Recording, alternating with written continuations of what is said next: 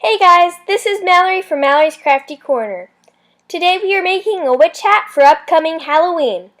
The materials I used in this video are black clay, green clay, you can use any color you want for the band, yellow clay, clay tools, you can use a knife or toothpick or any other household tools you find that work for you, and Fimo Glaze. So let's get to the video. First, I got my black clay and rolled it into a cone. Then, I pressed down the ends of the cone and widened it like this to make the brim. Basically, I smushed the ends to my surface. After this, I made a band around the hat. I rolled my green clay into a thin snake and flattened it.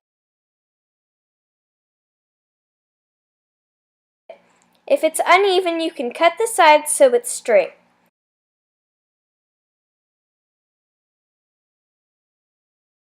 Then, I wrapped it around the bottom. After we are making the buckle, what I did is roll my yellow clay in a thin snake and folded it in a square like this, and pressed it down.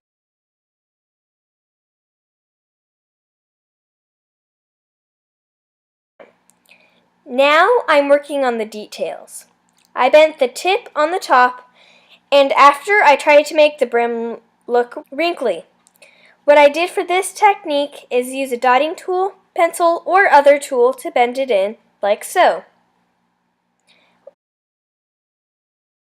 Lastly, I tried to make the body of the hat wrinkly. What I did is get my clay tool to press it in lightly on the side so it looks a little bent like so. Insert the eye pin.